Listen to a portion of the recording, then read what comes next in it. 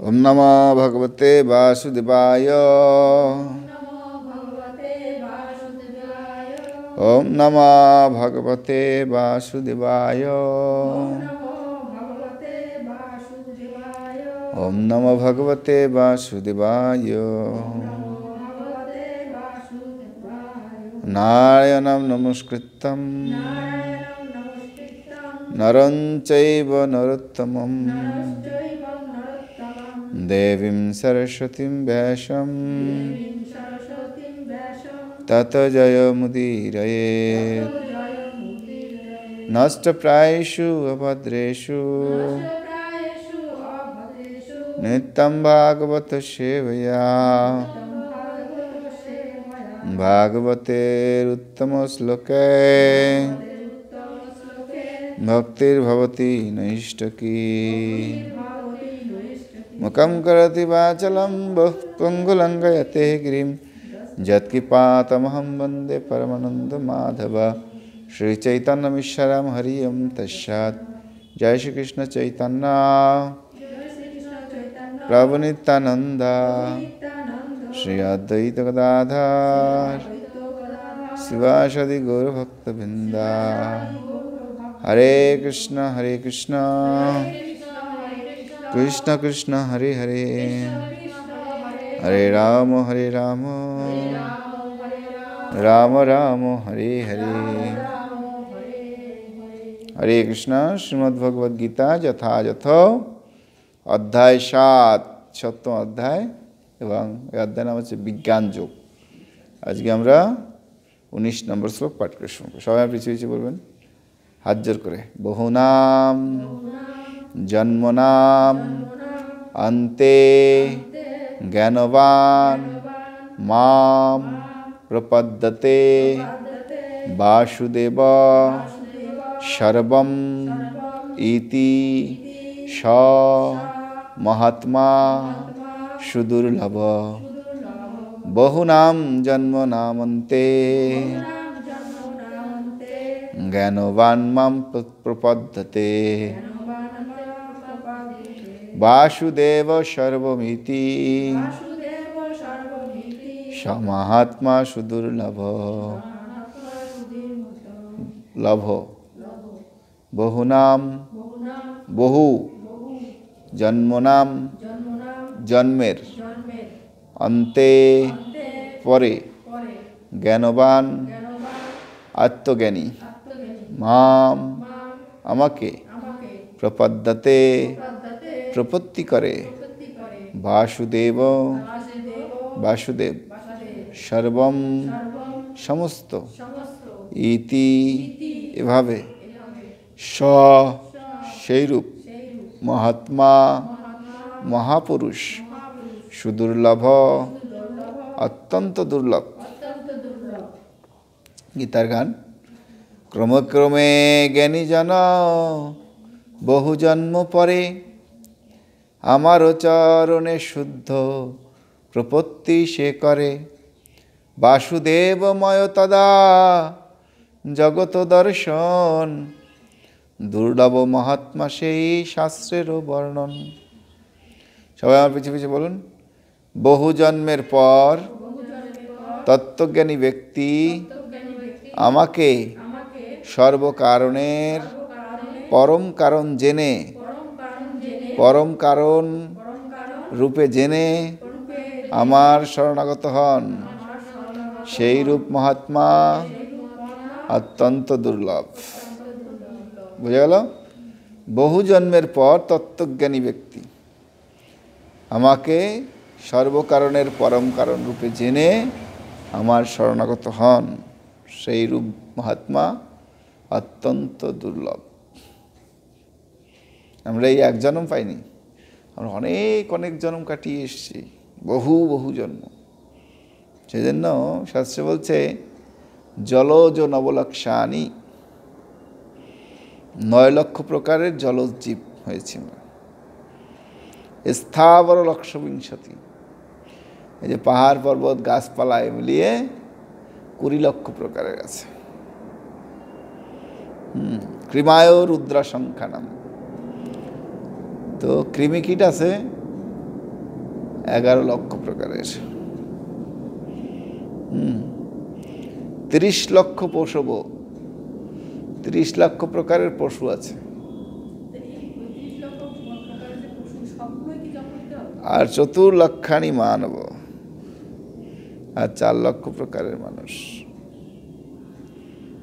বুঝে গেল? এই সব মিলিয়ে হচ্ছে 84 লক্ষ প্রকারের জীব।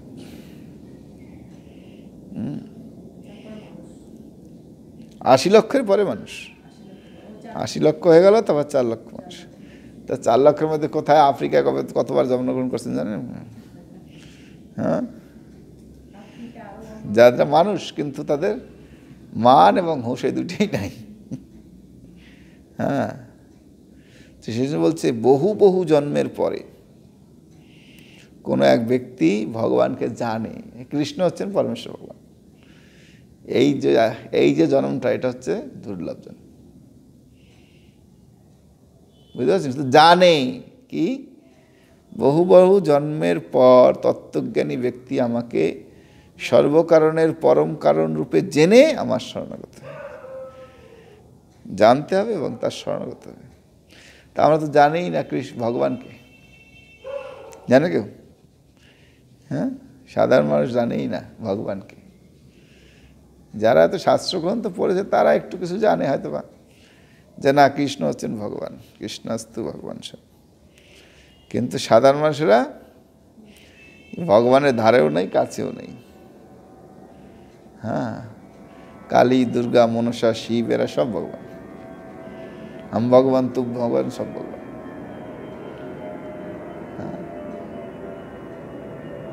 এরা আসলে মহাত্মা নেই। মহাত্মা কারা?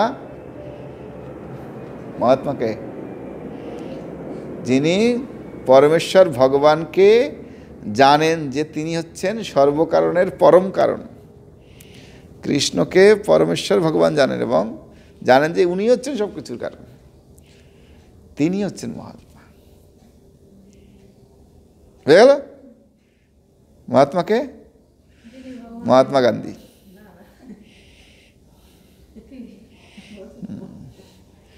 না, যিনি জানেন যে কৃষ্ণ হচ্ছেন পরমেশ্বর ভগবান, তিনি হচ্ছেন মহাত্মা। মহাত্মা অনেক হতে পারেন। মহাত্মাকে মহাত্মা কারণ উনি গীতার ভক্ত ছিলেন। মহাত্মা গান্ধী সবসময় ওনার বগলে গীতা থাকত। গীতা না পড়ে উনি কিছু করতেন না। সেদিন একটু অহিংস প্রকৃতির ছিলেন। ওনার ভিতরে কোনো হিংসা ছিল না। সেদিন উনি অহিংসা আন্দোলন করেছেন ভারতে। হ্যাঁ, কিন্তু যিনি জানেন যে কৃষ্ণ হচ্ছে ভগবান, কৃষ্ণ হচ্ছেন পরমেশ্বর ভগবান, তিনি ছাড়া এই জগতে আর কোনো মহাত্মা নেই, আর কোনো ভগবান নেই। ভগবান হচ্ছে একজন, ভগবান বহু নয়। ভগবান কজন? একজন। কে? কৃষ্ণস্তু ভগবান স্বয়ং। কৃষ্ণ হচ্ছেন ভগবান স্বয়ং। আর সব কি? একলা ঈশ্বর কৃষ্ণ আর সব ভিত্ত, যারে নইছে না চাই সে তৈছে করে নিত্য। যে একমাত্র ভগবান হচ্ছেন কৃষ্ণ, আর সব তার ভিত্ত। এখন বলতে পারেন এই তাহলে রামও কি কৃষ্ণের ভিত্ত? বলে হ্যাঁ, কারণ কৃষ্ণ হচ্ছেন অবতারী, আর এরা সবাই অবতার। অবতারীকে যার কাছ থেকে সমস্ত অবতার আসেন, আর তিনি হচ্ছেন কৃষ্ণ। বুঝে গেল ভালো করে? হ্যাঁ, আর এরা সব হচ্ছে অবতার। এরা কেউ পূর্ণ ভগবান নয়। সেজন্য শাস্ত্র বলছে পূর্ণ ভগবান কৃষ্ণ ব্রজেন্দ্রনন্দন। পূর্ণ একমাত্র ভগবান তিনি হচ্ছে ব্রজেন্দ্রনন্দন কৃষ্ণ। আর কৃষ্ণের মধ্যে ভাগ আছে। হ্যাঁ, মথুরাধীশ, দ্বারকাধীশ, তারপরে ব্রজেন্দ্রনন্দন, তিনজন ভগবান। তো এরা যে মথুরার কৃষ্ণ এবং দ্বারকার কৃষ্ণ, এরা হচ্ছে বিষ্ণু। এরা আর বিষ্ণুর মধ্যে কোনো পার্থক্য নেই। কিন্তু যিনি ব্রজেন্দ্রনন্দন কৃষ্ণ, তিনি হচ্ছেন স্বয়ং ভগবান। তার মধ্যে 64 কলা আছে। যিনি পরমেশ্বর ভগবান, তার মধ্যে 64 কলা আছে। কৃষ্ণের মধ্যে 64 কলা গুণ আছে। যিনি বিষ্ণু, রাম, নৃসিংহ, বরাহ, বামন সবাই, এদের মধ্যে 60 কলা গুণ আছে। আর শিবের মধ্যে 55 কলা আছে। আর ব্রহ্মার মধ্যে 50 কলা আছে। বোঝা গেল? তো এই যে বিষ্ণু বা নারায়ণ, এই রাম, নৃসিংহ, বরাহ, বামন, এরা সবাই নারায়ণ পর্যায়ভুক্ত। বুঝা গেল? এরা এক ক্যাটাগরি। এমনকি মথুরার কৃষ্ণ এবং দ্বারকার কৃষ্ণ এরা হচ্ছে নারায়ণ, স্বয়ং ভগবান। একমাত্র ব্রজেন্দ্রনন্দন কৃষ্ণ, যিনি যখন কৃষ্ণ ব্রজে থাকে তখন তিনি 64 কলা নিয়ে থাকেন। বোঝা গেল? যেমন ভগবানের একটা গুণ আছে বেণু মাধুরী, একটা হচ্ছে রূপ মাধুরী, গুণ মাধুরী। এই যে এক একটা গুণ, এরকম 64খানা গুণ কৃষ্ণের মধ্যে আছে। সেই জন্য ওগুলোকে বলে কলা। আর ওই কলায় পূর্ণ যিনি, তিনি হচ্ছেন শ্রীকৃষ্ণ। বুঝে গেল? সেজন্য কৃষ্ণাস্তু ভগবান স্বয়ং। তাৎপর্য প্রভুপাদ কি বলেছেন দেখি, বহু বহু জন্মের ভগবত ভক্তি সাধন করার ফলে অথবা পারমার্থিক কর্ম অনুষ্ঠান করার ফলে জীব এই অপ্রাকৃত বিশুদ্ধ জ্ঞান প্রাপ্ত হয় যে পারমার্থিক উপলব্ধির চরম লক্ষ্য হচ্ছেন পরম পুরুষোত্তম ভগবান। কি করেন? আপনি এই জন্মে ভক্ত নয় মনে করেন, আপনি বলছেন এই জন্মে ভক্ত হয়েছেন? না না না না না, এরকম অনেকজন ওই যোগী বাবা, ওই সাধু বাবা, ওই ত্যাগী বাবা অনেক কিছু করে আসছে। হ্যাঁ, তারপরে এসে এই জন্মে এই কৃষ্ণ ভক্তি মিলেছে। এটা দুর্লভ, এটা তো সহজ নয়। কৃষ্ণ ভক্তি এত সহজ নয়। আমরা অনেকজন অনেক তপস্যা করেছি। কোনো জন্মে লাল কাপড় পরে সেই যোগী বাবা থেকে এসেছি, কোনোভাবে মুনি ঋষি সাধু বাবা অমুক তমুক সেজে আজকে এই কৃষ্ণ ভক্তির যে সর্বশ্রেষ্ঠ যে পথ, সেটা পেয়েছি। এমনি এমনি পাইনি, এক জন্মে হয় নাই। হ্যাঁ, না না, এই এক জন্মে না। হ্যাঁ, অনেক কিছু করে এসছি, তাই আজকে এই ভগবত ভক্তির পথ অবলম্বন করতে পারছি। এটা হচ্ছে সর্বোচ্চ পথ। বুঝে গেল? এই যে ভক্তিটা, এটা হচ্ছে সর্বোচ্চ ভক্তি। এর চেয়ে শ্রেষ্ঠ কিছু আর জগতে নেই।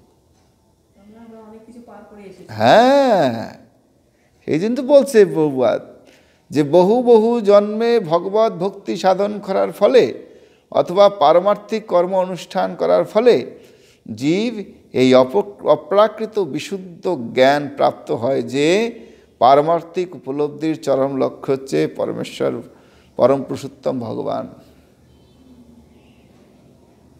কি মনে করেন যে না না একের চট করে প্রভুদের ইতে এই জন্মেই ভক্ত হয়ে গেলাম? না না, আপনি জানতো, একটা লোক বুঝান তো, সে বুঝতে পারবে না। আপনি সারাদিন আদা জল খেয়ে তার পিছিয়ে লেগে থাকলেও সেই ভগবত ভক্তিটা হৃদয়ঙ্গম করতে পারবে না। এটা হচ্ছে সর্বশ্রেষ্ঠ। আপনি ফাইভ ক্লাসের বাচ্চাকে যতই আপনি মাস্টার্স পরীক্ষার মাস্টার্সের ছাত্রের মাস্টার্সের যে পড়াগুলো বুঝান, ও বুঝবে না। বুঝতে পারছেন তো? এইটা হচ্ছে সেই রকম। হ্যাঁ হ্যাঁ হ্যাঁ, এইটা হচ্ছে কথা।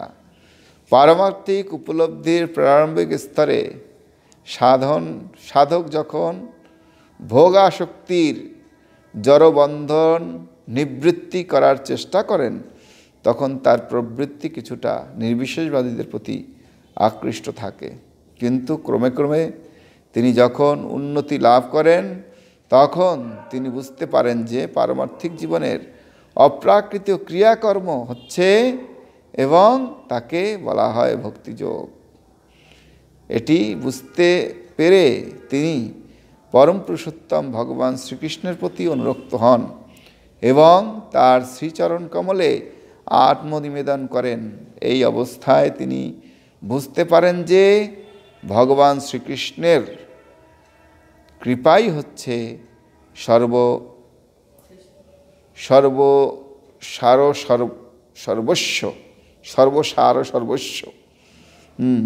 শ্রীকৃষ্ণ হচ্ছেন সর্বকারণের পরম কারণ এবং এই বিশ্ব চরাচর তার থেকে স্বাধীন স্বতন্ত্র নয়। তিনি বুঝতে পারেন এই জড়জগৎ চিন্ময় বৈচিত্র্যের বিকৃত প্রতিবিম্ব এবং সব কিছুই পরমেশ্বর ভগবান শ্রীকৃষ্ণের সঙ্গে কোনো না কোনোভাবে সম্পর্কযুক্ত। তাই তিনি বাসুদেব অথবা শ্রীকৃষ্ণের পরিপ্রেক্ষিতে সব কিছুই চিন্তা করেন। বাসুদেব শ্রীকৃষ্ণ সর্বত্র দেখার এই অভ্যাস বা পরম লক্ষ্য ভগবান শ্রীকৃষ্ণের প্রতি তার পূর্ণ সমর্পণ ত্বরান্বিত করে। এই প্রকার শরণাগত মহাত্মা অত্যন্ত দুর্লভ। এই শ্লোকে ১৭ উপনিষদে ৩য় অধ্যায়ের 14 থেকে 15 খুব সুন্দরভাবে বলা হয়েছে, সহস্র শিষ্য পুরুষ সহস্রপাত সভূমি বিত্ততিষ্ঠ দশাঙ্গুলাম পুরুষ বেদাং সর্ব যদ্ভূত যস্য ভাব্যম উতামৃত তসন যদন্যেনা তিরহতি। ছান্দোগ্য উপনিষদে বলা হয়েছে ৫ম স্কন্দের ১ম অধ্যায়ের ১৫ নম্বর শ্লোকে, নবৈবাচন চক্ষুষি ন শ্রেয়োনি ন মন্নাসিতা চক্ষতে প্রাণং ইত বাচক্ষতে প্রাণ হে বৈতানি সর্বাণি ভূতানি। জীবের দেহ থেকে দেহের মধ্যে বাকশক্তি, দৃষ্টিশক্তি, শ্রবণ শক্তি, চিন্তা শক্তি আসল জিনিস নয়। প্রাণশক্তি সমস্ত ক্রিয়াকলাপের কেন্দ্রবিন্দু। ঠিক সেইভাবেই ভগবান বাসুদেব এবং পরম পুরুষোত্তম ভগবান শ্রীকৃষ্ণ হচ্ছেন সব কিছুর মধ্যে মূল সত্তা। এই দেহের মধ্যে বাকশক্তি, দৃষ্টিশক্তি, শ্রবণ শক্তি, চিন্তা শক্তি আদি ইত্যাদি রয়েছে, কিন্তু এই সব যদি পরমেশ্বর ভগবানের সঙ্গে সম্বন্ধযুক্ত না হয়, তাহলে এগুলি কোনো গুরুত্ব থাকে না। আর যেহেতু বাসুদেব সর্বব্যাপক, তাই এবং সব কিছু হচ্ছেন বাসুদেব স্বয়ং, তাই ভক্ত পূর্ণ জ্ঞানে আত্মসমর্পণ করেন এবং তুলনীয় ভগবদ্গীতা পূর্ণ জ্ঞান সম্পন্ন করেন। তুলনীয় ভগবদ্গীতার ৭ম অধ্যায়ের ১৭ নম্বর এবং 11 অধ্যায় 40। তো এখানে কি বলেছে যে বাসুদেব সর্বমিতি সমহাত্মা দুর্লভ। ভগবানকে তিনি পরমেশ্বর ভেবে জানেন, তিনি হচ্ছে দুর্লভ মহাত্মা। বুঝা গেল? এটা এত সহজ নয়। এখানে ১০০ জন বসে থাকে, ৩০ জন ভাবে আরে প্রভু কি বলছে? হ্যাঁ, আমরা জানি শিব হচ্ছে শ্রেষ্ঠ, আমরা জানি অমুকে শ্রেষ্ঠ। আরে আমরাই তো শ্রেষ্ঠ, জীবের চেয়ে বড় শিব আছে নাকি জগতে? অনেকে অনেক কিছু ভাবে, কিন্তু আমাদের কথা সত্য? হ্যাঁ, আমাদের চিন্তা ভাবনা সত্য না। যেহেতু আমাদের কোনো কিছু পারফেক্ট নয়। আপনি দেওয়ালের উপরে দেখতে পাচ্ছেন, হ্যাঁ, তা আপনি কীভাবে সব কিছু সত্য বলেন? আপনার সীমিততা কি? একটু অন্ধকারের মধ্যে একটু একটু একটু রশি পড়া দেখলে তো ওই সাপ সাপ সাপ সাপ সাপ। সেদিন আমার শাস্ত্রী বলছে মানুষের মধ্যে 4টে ত্রুটি আছে। কে কি? ভ্রম, প্রমাদ, বিপ্রলিপ্সা, কর্ণপাত। এই 4টে ত্রুটি আছে। এই কারণে মানুষ পূর্ণাঙ্গ নয়। হ্যাঁ, আমাদের মধ্যে আছে, কিন্তু ক্ষুদ্র মাত্রায়।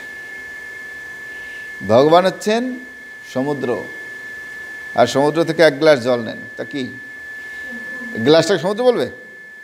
যদ্যপি গ্লাসের জলে সমুদ্র জলের গুণ আছে, কিন্তু গ্লাসের জলকে সমুদ্র বলবে না। যেহেতু জীব ভগবানের অংশ, এই অংশের মধ্যে ভগবানের গুণ ক্ষুদ্র মাত্রায় আছে। বুঝতে পারছেন? এই যে আমরা বললাম না, জীব ব্রহ্মা হচ্ছেন এই জগতের প্রথম জীব। ব্রহ্মার মধ্যে 50টা গুণ আছে, সেই 50টা গুণ জীবের মধ্যে আছে, কিন্তু ব্রহ্মার মধ্যে আছে পূর্ণ মাত্রায়, আর জীবের মধ্যে আছে ক্ষুদ্র মাত্রায়। বোঝা গেল? সেজন্য জীব পূর্ণ নয়।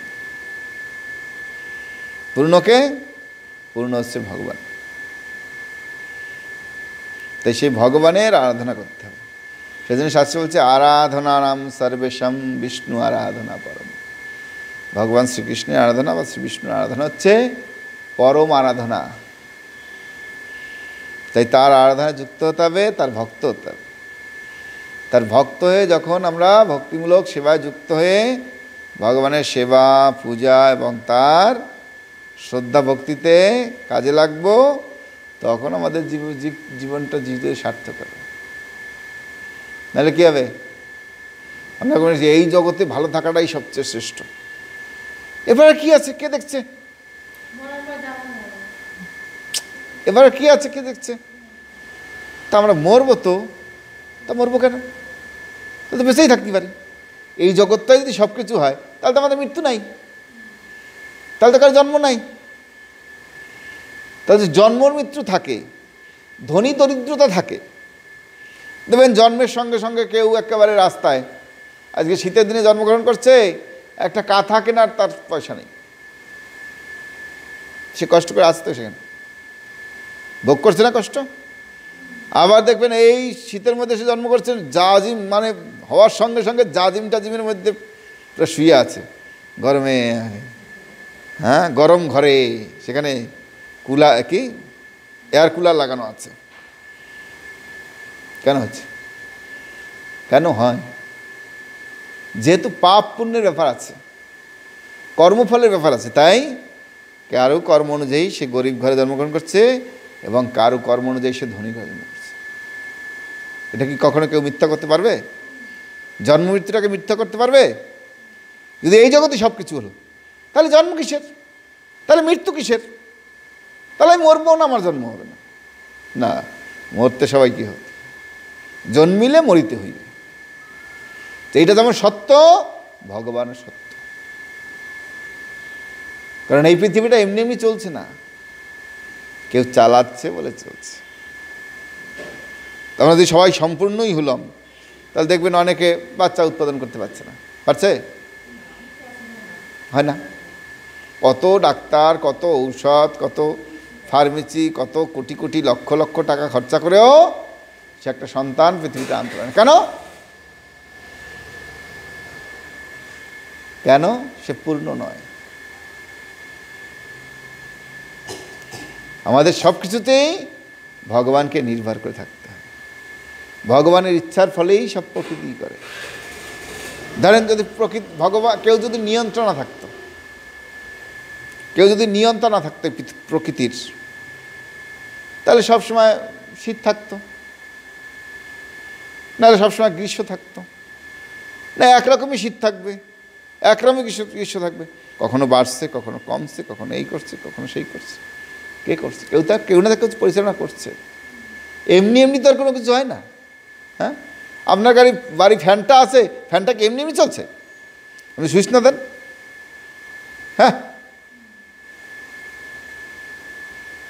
সেজন্য এই সমস্ত কিছুর পিছনে নিয়ন্ত্রণ আছে। ভগবানের নিয়ন্ত্রণের বাইরে কিচ্ছু নেই। আমরা যতই নিজেরা পক পক পক পক পটপট পটপট করি, ওই পটপট করলে এই ঘটপট দুনিয়া চলবে না।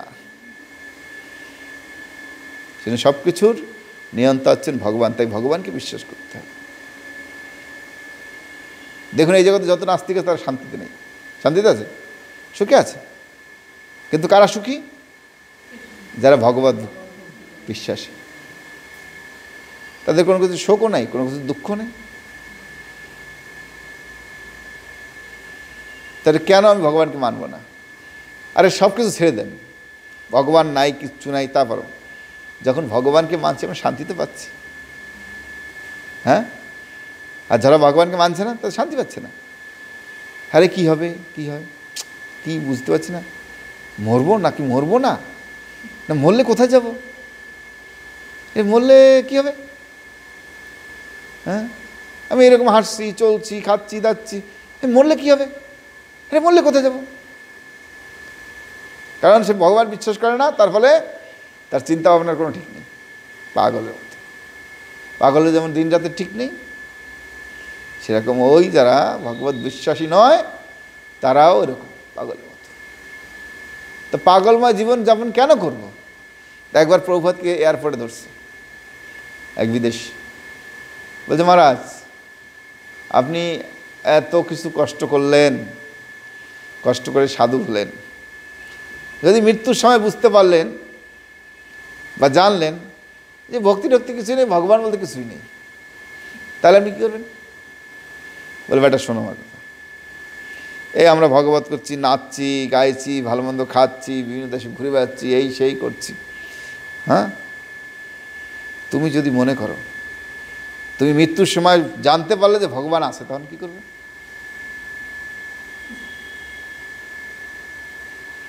আমরা তো ভগবানের পথ অবলম্বন করে চলছি, নাচছি, গাচ্ছি, ভালো মন্দ প্রসাদ পাচ্ছি, চলছি। কিন্তু যখন তুমি দেখবে যে মৃত্যুর সময় ভগবান আছে, তখন তুমি কি করবে? তুমি তো যে জীবনে কিচ্ছু করেনি ভগবত কর্ম, তখন তোমার কি গতি হবে বলো?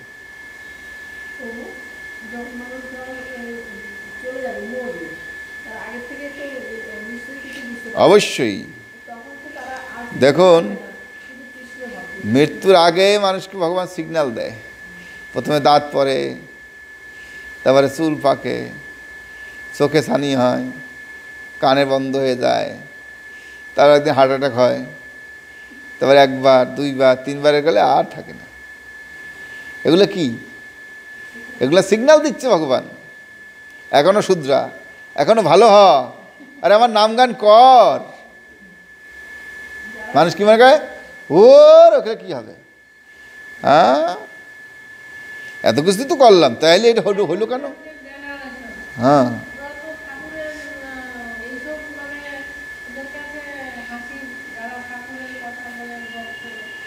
ওরা তো বোকা, বর্তমান জেনারেশন সবচেয়ে বোকা, থার্ড ক্লাস জেনারেশন।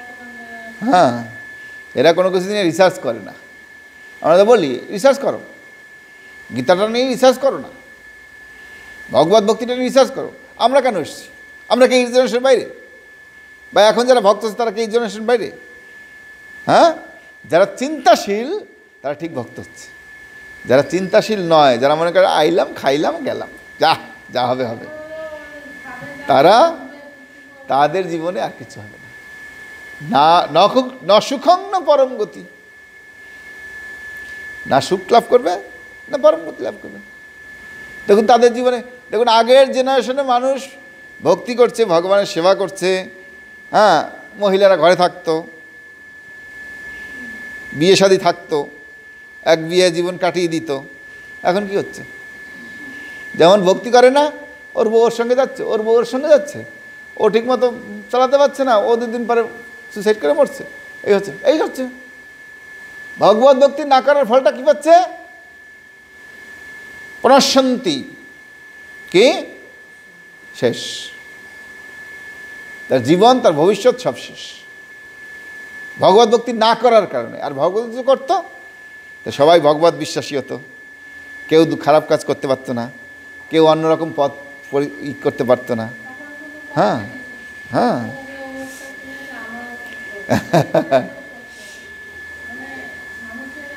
সেই জন্য ভগবত ভক্তি যাজন করতে হবে, ভগবানের সেবা যুক্ত হবে, তাহলে জীবনে সুখ আসবে, শান্তি আসবে এবং পরম গতি লাভ হবে। পরম গতি লাভ হবে। হ্যাঁ, সবচেয়ে প্রমাণ দেখুন, যারা ভগবত ভক্তি করছে তাদের মৃত্যু কীভাবে হচ্ছে, আর যারা ভগবত ভক্তি করছে না তাদের মৃত্যু কীভাবে হচ্ছে। হ্যাঁ, ভয়ঙ্কর মৃত্যু তারা লাভ করছে। আমাদের সিরিজ হলেন জয়পতাকা স্বামী গুরুদাসকে দেখুন, এত অসুস্থ মানুষ, তারপরেও তিনি কী করছেন, এক কোনো সারা পৃথিবীতে প্রচার করে বেড়াচ্ছেন। হ্যাঁ, তার জীবনে কোনো কষ্ট আছে সে বুঝে যায়, কিন্তু বাইরের লোক যারা ভক্তি করে না তারা কিছু হইলে হা হুতাশ করে মরে। হ্যাঁ, আমার কি হবে, আমি মরে গেলাম, আমি গেলাম, আমি শেষ হলাম, ওরা হা হুতাশ করে মরে যাচ্ছে। আর ভগবত ভক্তের কোনো বিজ্ঞান নেই। তো কোনটা শান্তি, কোনটা লাভ, এটা বিচার করতে হবে। এই জন্য শাস্ত্র বলছে চৈতন্য চন্দ্রের দয়া করহ বিচার, আরে বিচার করিলে চিত্তে পাইবে চমৎকার। যতক্ষণে বিচার করবো না ততক্ষণে চমৎকৃত হবে না। এই নয় যে এই জেনারেশন লোক বেশি ভক্ত হচ্ছে এখন। হ্যাঁ, এই জেনারেশন লোক নাস্তিক বেশি হচ্ছে, ভক্ত বেশি হচ্ছে। হ্যাঁ, দুই দিকেই অ্যাডভান্স। যারা শাস্ত্রগ্রন্থ অধ্যয়ন করছে, যারা এটা নিয়ে রিসার্চ করছে, তারা ঠিক ভক্ত হয়ে যাচ্ছে। আর যারা রিসার্চ করছে না, আইলাম আর গেলাম, আইলাম আর খাইলাম বলে দেখলাম শুনলাম, কিছুই বুঝলাম না, ওদের জীবনে ওই আইলাম আর গেলাম ওই হলো, আসা যাওয়া সার হলো। হ্যাঁ, ঠিক আছে, হরে কৃষ্ণ।